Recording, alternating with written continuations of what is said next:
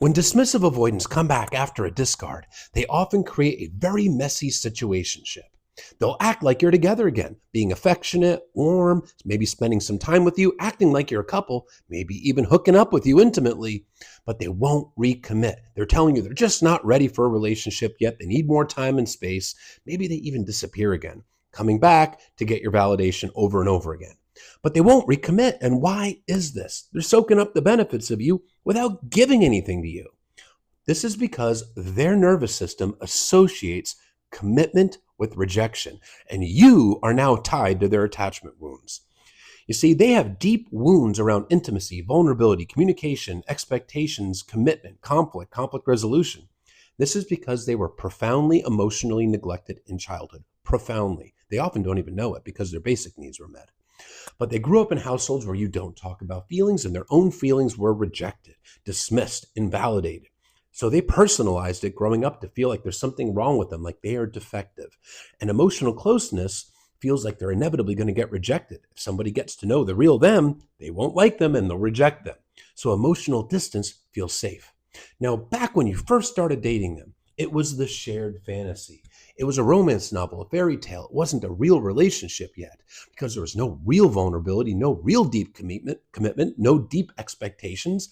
It felt safe to their nervous system, and you had not been tied to those wounds yet. But as the relationship progresses, now it becomes more real, more high stakes, more is on the line. So their nervous system, boom, attaches you to those wounds. Now you're the source of the triggers because the relationship is higher stakes. And since they associate uh, emotional intimacy and vulnerability with rejection, well, when you commit to somebody, it is an unspoken expectation that you have to be vulnerable with this person. You can't have walls up with the person you're committed to.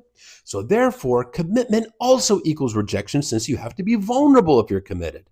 Well, now since you are the high stakes partner, you're the one they fear rejection from, it's too much on the line, recommitting to you triggers that wound of defectiveness. I'm going to get rejected.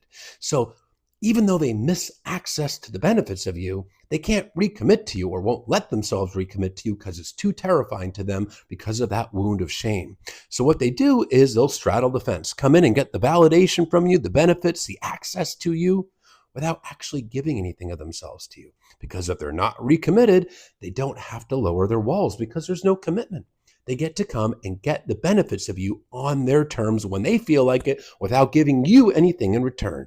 That's why they create a messy situationship. It's all about them getting what they want without having to lower their walls and giving you what you want. But you do not have to tolerate it. You don't have to allow it. You don't have to subject yourself to it. You can hold your boundaries, which are your limits of what you'll put up with, what you won't, what you'll subject yourself to. You can't control another person, but you can control what you will allow. And you can simply hold the line and say, I'm not looking for a situationship. I'm looking for a real relationship. And if that's not something that you can do, then this wouldn't work for me. And I ask, please give me my time and space so I can heal and move on with my life.